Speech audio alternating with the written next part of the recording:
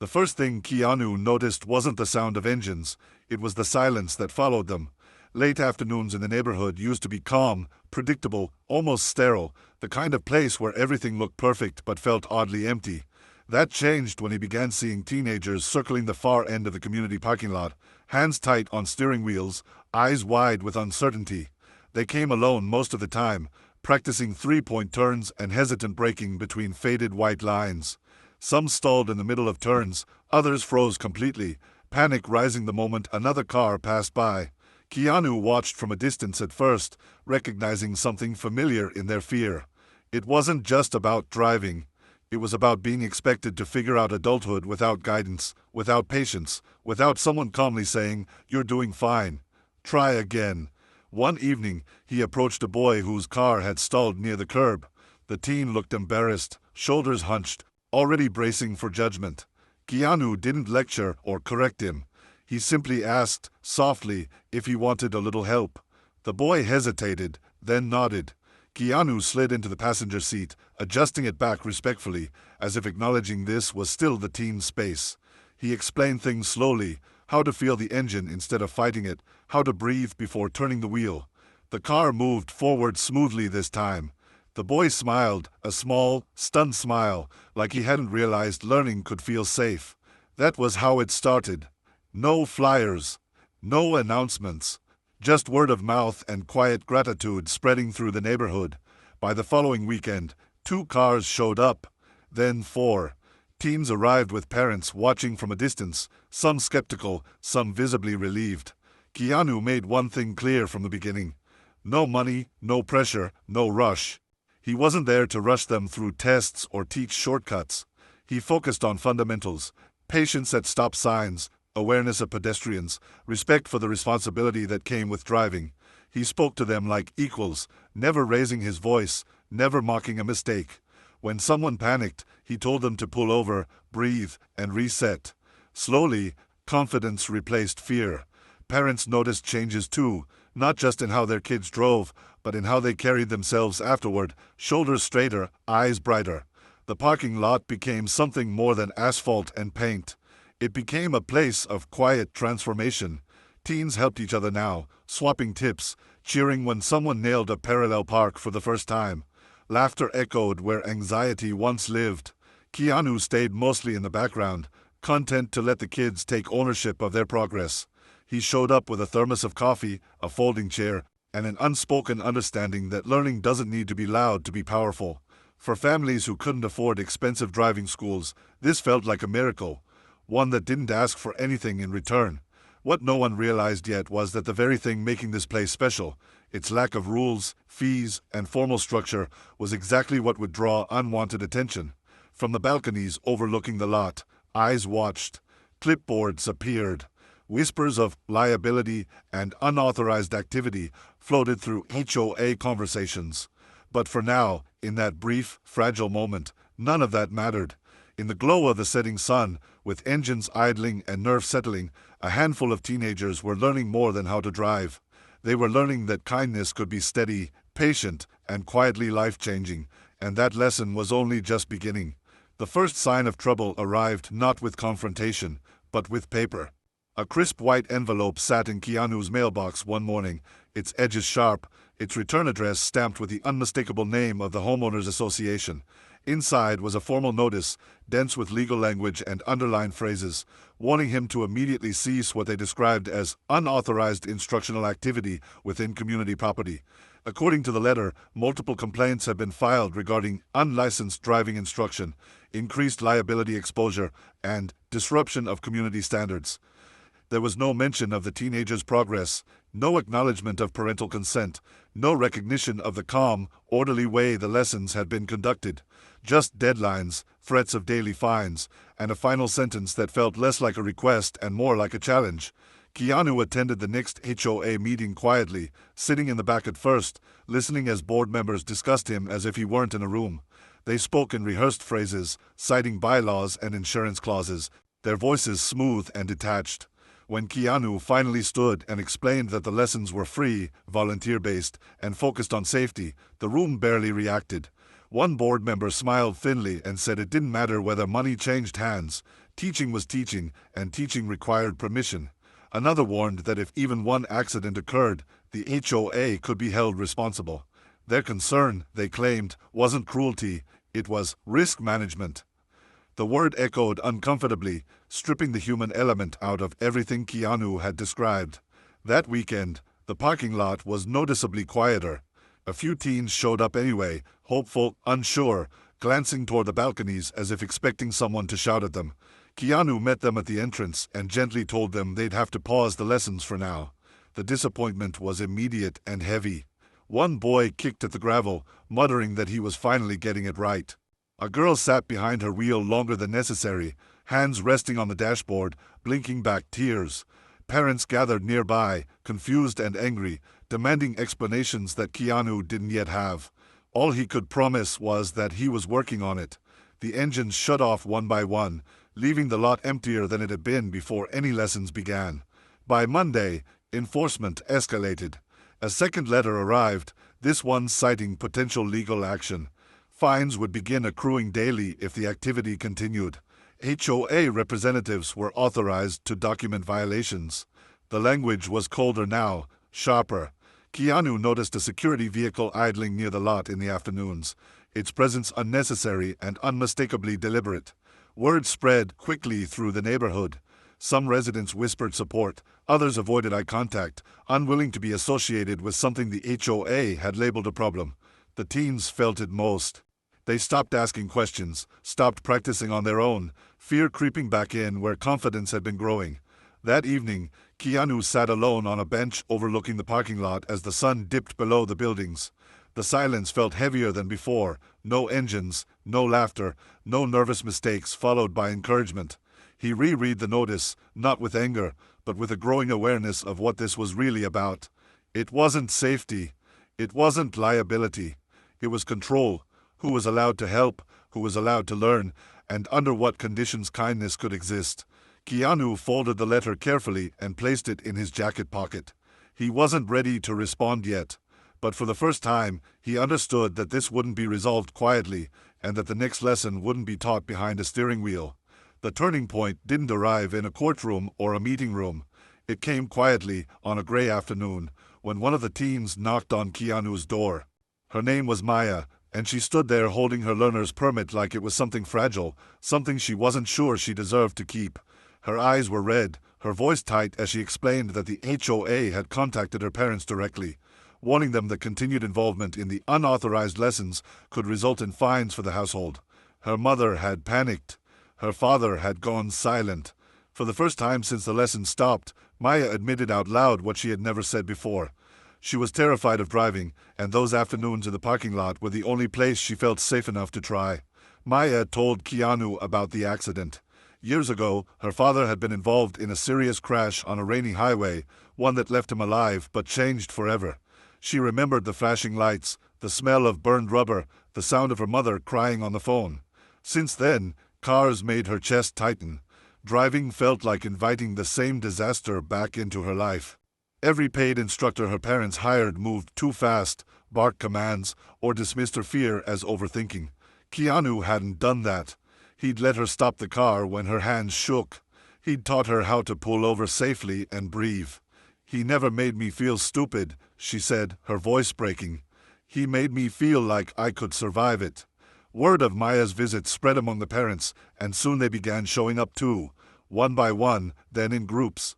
They gathered near the closed parking lot, sharing stories they hadn't realized they were all carrying. A single mother explained that she worked double shifts and couldn't afford a driving school.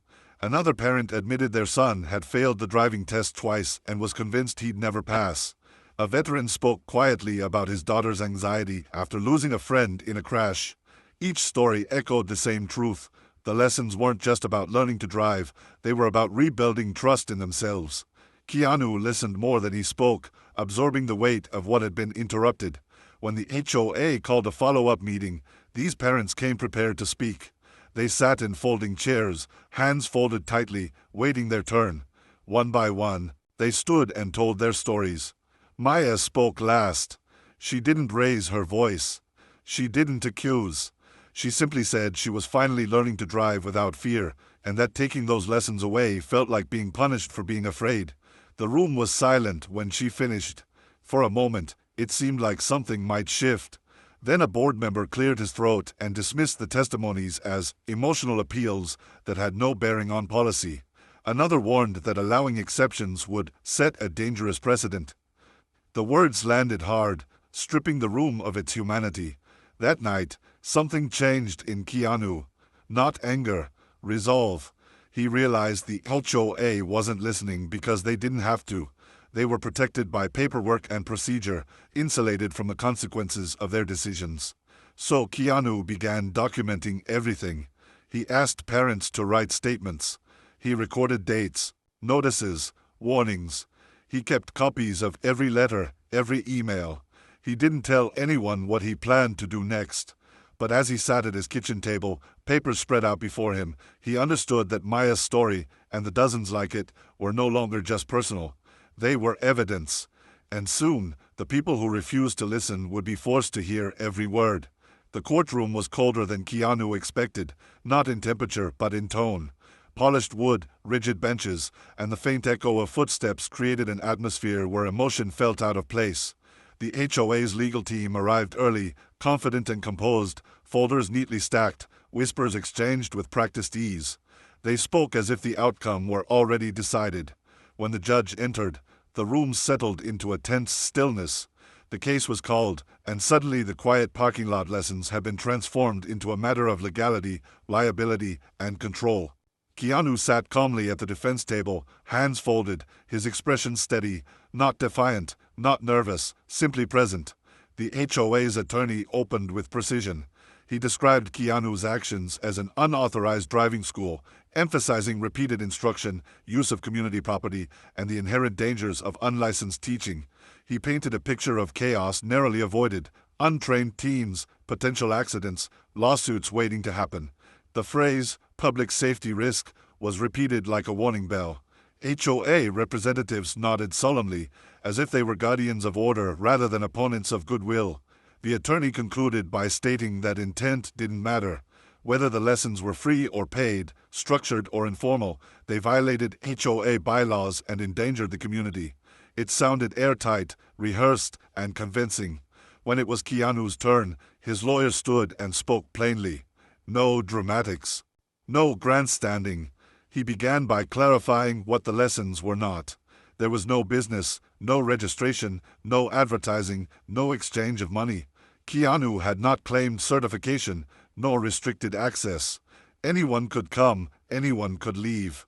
The lawyer then directed the judge's attention to the HOA bylaws themselves, specifically a clause allowing volunteer mentorship and non-commercial educational activities on community property with resident consent. The HOA's attorney shifted slightly in his seat. The clause had been overlooked, or perhaps intentionally ignored. Then came the testimonies. One by one, the teams stepped forward. Their voices shook at first, then steadied. They spoke about fear, about mistakes, about learning to slow down instead of rushing through intersections. Maya spoke last. She described her anxiety after her father's accident and how the lessons taught her more than mechanics. They taught her control. He didn't teach us how to drive fast, she said, her eyes locked on the judge. He taught us how to stay alive. The courtroom was silent. Even the HOA board members avoided eye contact. The judge leaned forward, listening not just to the words, but to what lived beneath them.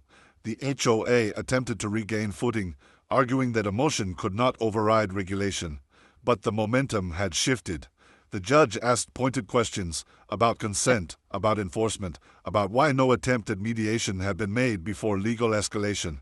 The HOA's answers grew shorter, less certain. Finally, the judge ruled. Keanu had not violated HOA policy. The lessons fell within permitted volunteer activity. Furthermore, the judge admonished the HOA for harassment and misuse of enforcement power, ordering fines to be dropped and warning against future intimidation. A quiet gasp rippled through the room. Keanu exhaled, not in triumph, but relief. As people filed out, the teens gathered around him, gratitude written on their faces. Justice hadn't arrived loudly, but it had arrived firmly, and it had been listening all along. The parking lot came back to life slowly, as if it needed time to remember what it had once been. A few days after the court ruling, cones were set out again, their bright orange shapes standing in quiet defiance of the weeks of silence. This time, the atmosphere felt different, lighter, but also stronger. Parents stood openly along the edges now, no longer watching from a distance or glancing over their shoulders. Word had spread beyond the neighborhood, and with it came unexpected support. A retired traffic officer arrived first, offering to help. Then a certified driving instructor volunteered weekends. They didn't take over, they stood beside Keanu, reinforcing what he had started.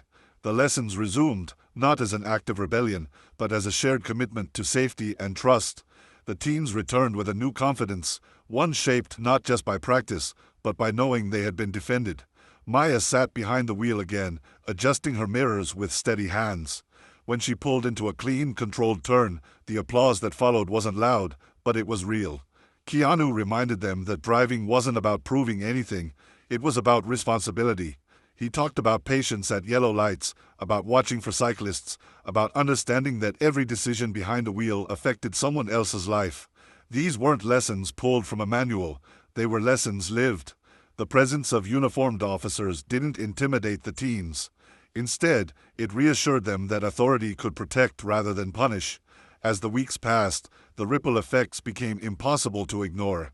Test results improved. Parents reported calmer, more aware drivers at home.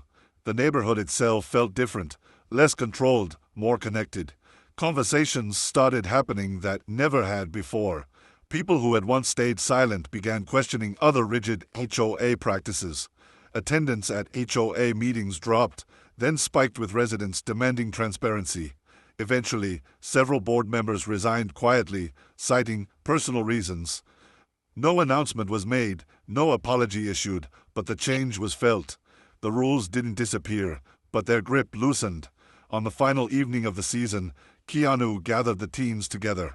There were no speeches, no cameras, no ceremony. He handed out practice certificates, not official documents, just simple acknowledgments of effort and growth. One by one, the teens received their driver's licenses in the weeks that followed, sharing photos and stories. Maya hugged her mother in the parking lot after passing her test, tears falling freely this time. She caught Keanu's eye across the lot and nodded, a quiet thank you that didn't need words. As the sun set, Keanu sat on the same bench where he had once read the HOA notice. The lot was quieter now, but not empty. It felt complete. He knew the lessons had ended, but the impact hadn't. Before leaving, he turned to the small group still lingering and said one final thing. Some rules exist to protect people. Others exist to control them. Learn the difference, and don't be afraid to stand still until the right path opens. The engine started, one by one, headlights cutting through the dusk, and as the cars drove out, steady and sure, it was clear the last lesson had already been learned.